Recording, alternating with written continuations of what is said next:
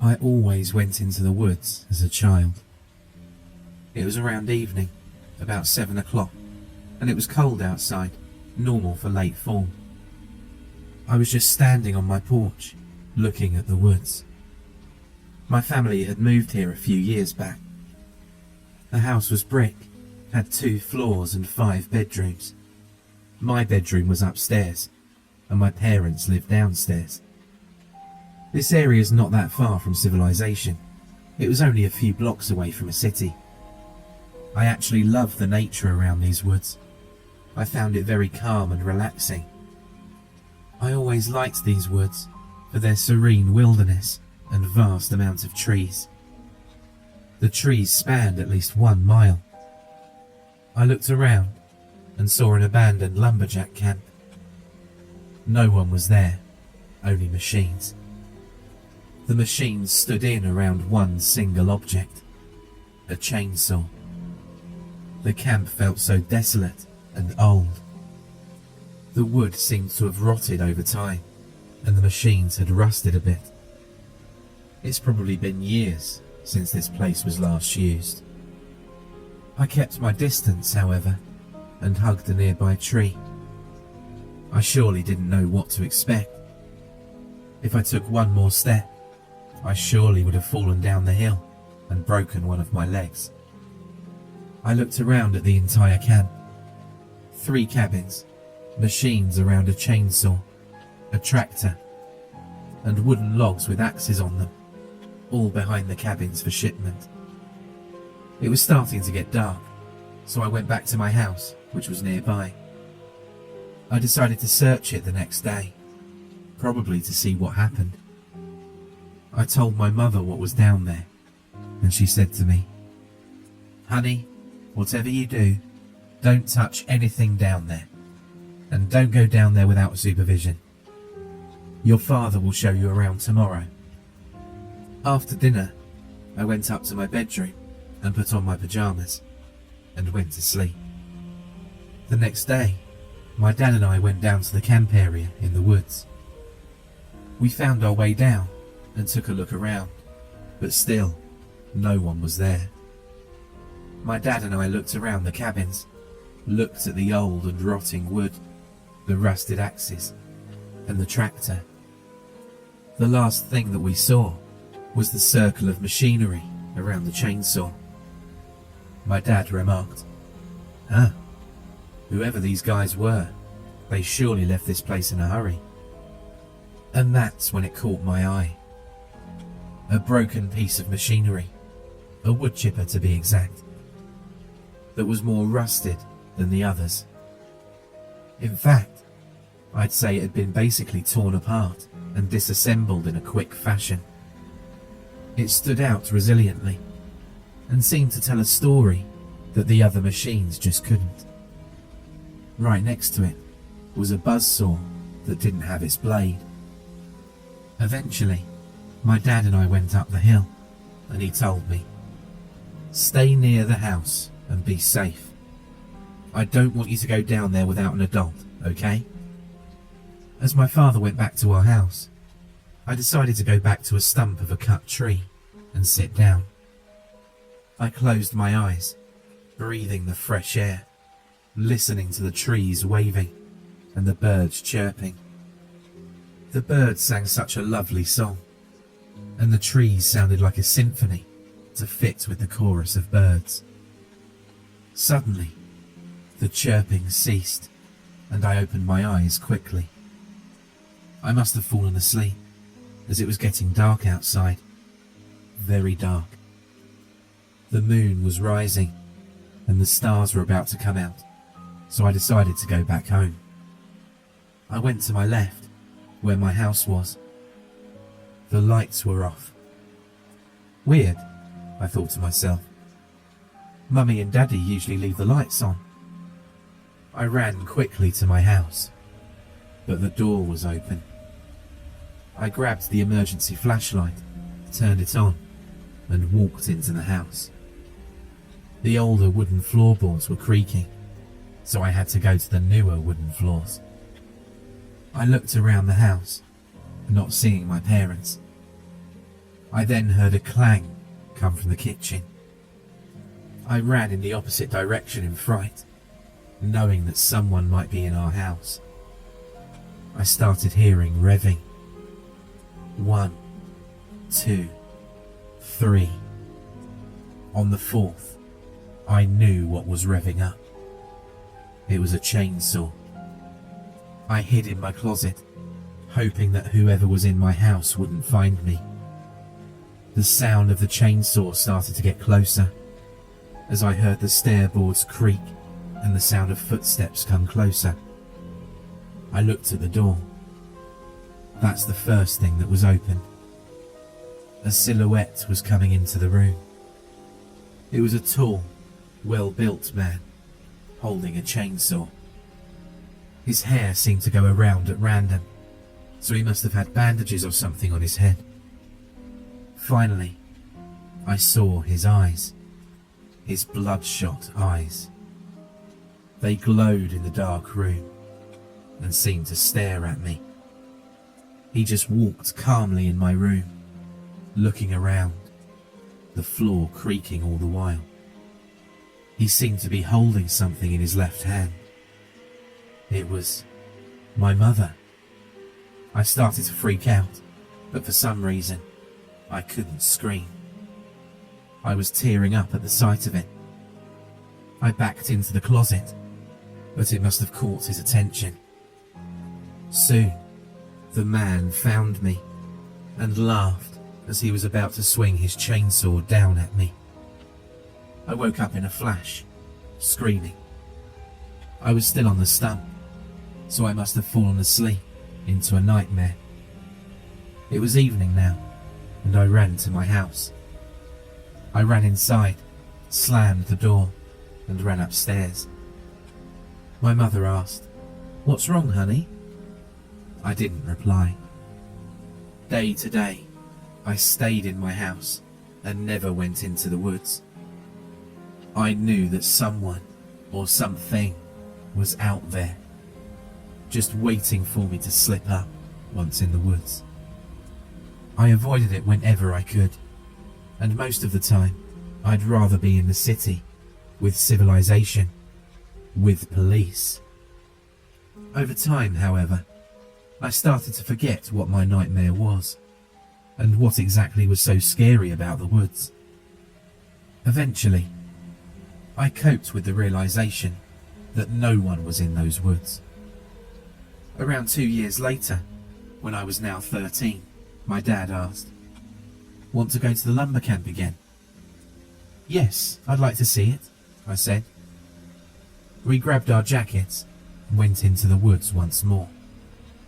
It was a very cold December afternoon, so we decided to make the trip quick.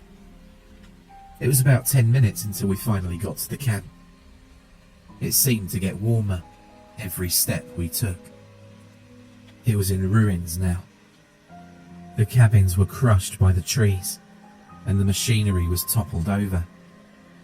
All of the machines and buildings had corroded over time, and they looked terrible. However, there was one thing missing, and it was the chainsaw. I told my dad that we had to go, and he agreed, telling me, "Oh, you must not like this place then." Hours after we got home, I closed my eyes, opened the window, and listened to the trees again. When I opened them though, it was completely dark. I could barely see a thing. This time, I made sure I wasn't dreaming, so I hit myself. Nothing. Now, I knew I wasn't in a dream, so I made sure to grab the flashlight on my dresser and turned it on. I asked for my parents. "Mum? Dad? Are you here?" No response. I looked around my house. Nothing was in disarray, so I slowly went down to look for the lights. I switched on the lights. After a short while, I found them, but they wouldn't switch on. Now, the only source of light is my flashlight. So slowly, I walked down the stairs to make sure no one was inside. The door was shut and, in fact, locked. No one could have gotten inside by now. It was impossible. I went to my parents' room, but they weren't there at all.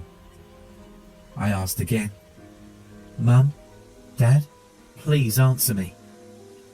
Soon, I heard my mum's voice. "David." It was outside, in the woods. The voice repeated, "David, please, honey, come back to me." My head told me not to go, but my body led itself out of the door. I made sure to grab the hatchet, should anything try to get me. My eyes saw as the woods, covered in a thin fog, came ever so close to me, or as I came closer to the woods. I kept going towards the voice of my mother, hoping that I'd see her. I looked around the woods until I bumped into something. My flashlight had gone out at that time, so this came as some surprise. Whatever I bumped into was cold to the touch. I smashed the flashlight on the palm of my hand, and it flickered back on for a moment. Directly in front of me was my mother. She was standing in front of me like a statue, completely void of a soul. Her eyes were nothing but white, and blood had frozen as it trickled down her legs. Her head was pointing towards the right, so reluctantly, I went right. As I looked around the woods, I finally found my father, with the same eyes and stance. His body was pointing to the camp. I decided to face whatever is there, head on, and went slowly down to the camp. I looked around the deserted camp. The desolate area was warmer than usual, but still void of life. The trees seemed to surround me at this point, and the sky seemed to turn red, which was unusual for a new moon. I turned around and ran back to my house, as a maniacal laughter broke the silence. Fear spread through my entire body at this point, so I sprinted. As I stopped to catch my breath, I heard a voice behind me. "David," it said, in a cold, raspy voice. A sudden burst of fear came into me as I started to run once more. As I was running, I heard trees snapping down and falling, but I dared not to look back. I was terrified about what had happened to my mother and father, and I didn't want the same to happen to me.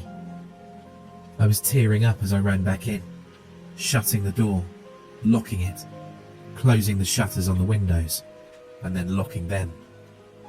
I walked back slowly, as I hoped that nothing would get me. It was silent, no noise, nothing. But then, I heard a rev again, the same one from my dream those years ago. 1, 2, 3, 4. Soon, I heard a bump against the door, and then it was smashed completely. I ran up the stairs and into my closet. I heard a chainsaw completely saw through something, most likely the door. My fear was heightened. I was completely defenseless against the chainsaw, even with a hatchet, so I turned off my flashlight. The person was walking up the stairs. I heard my mum's voice and my dad's, all saying the same word. David. I heard the voices of many people I've met in my life. But how could someone imitate all of those voices? It's almost impossible. I was shaking as the man slowly opened my door. The chainsaw pointed in first, then the arms, and then the rest of the body. The man didn't look like the one from my dreams. No, he was worse. His chest had a large gash. and his arms had 3 cuts on either side, mirroring each other. His pants were ragged, blue with what appeared like blood spatters. His bloodshot eyes, however, were the same soul-piercing eyes that I saw 2 years ago in my nightmare. I did my best not to scream as he came near the closet, his bloodshot eyes looking into it with such content. However, he then left my room as if he didn't see me. He dropped something out of his pocket, but left as if he didn't mind. After 15 minutes, all went silent as I started to cry once again. And after 30 more minutes, the lights came back on. I cautiously looked around to see if the man was still at my house. I couldn't see him anywhere. I breathed a sigh of relief. The man was gone. Suddenly, I remembered what he'd dropped and picked it up. It was a picture of many people from the same camp. And there was also a name, Jonathan MacLeod, and an arrow pointing to the 3rd person from the right. He held a chainsaw, the same one that the bloodshot man held. I called the police, who investigated the whereabouts of my parents and the man. They came back with only my mother, who was an empty shell of her former self. She simply stared directly forwards, not answering any questions. My father, however, was nowhere to be found, and neither was the man. Later that night, as I couldn't sleep, I searched online for Jonathan MacLeod. What came up was a news article stating that there was an accident that critically injured someone. It was reported that a malfunction with one of the machines, specifically a saw, caused horrific injuries to that poor man. A freak explosion caused one of the blades to cut into his face, slitting his mouth wide open. Miraculously, he survived that initial injury though. His hands caught the blade before it could cut through his head. He was then rushed to the hospital and was treated in the emergency room. Within a couple of hours, his vital signs ceased and he was deemed deceased. It stayed like that for 2 hours. Life, death, life, death. It was after the 16th time he finally succumbed to his injuries and passed away. My mind raced as I wondered how I managed to see him. Surely it wasn't a dream. After all, my father hadn't been found. I cared for my mother from that day onwards, who always seemed to look far off into the distance. She was never the same. About 10 years later, I'd moved into my new house with my wife and young daughter, along with my mother, whose health was now failing. I wanted to move far, far away from any kind of woods or trees. And so, we lived in a city centre. Sometimes, however, I still hear the sound of a chainsaw in the distance, even though we live nowhere near any kind of mill. I still see the man in my dreams, with the last thing I see before I wake up being his terrifying bloodshot eyes. My daughter runs into my room at times, telling me that there's a scary man in her dreams. But today, I had a different dream. The man was engulfed in a white fog and slowly came closer to me. He seemed distorted, as if I was watching him through an old TV set. He was saying one thing to me in his horrifying, raspy voice. "Do not be afraid." I woke up with a start at 6 a.m, with my daughter and wife sleeping soundly by my side.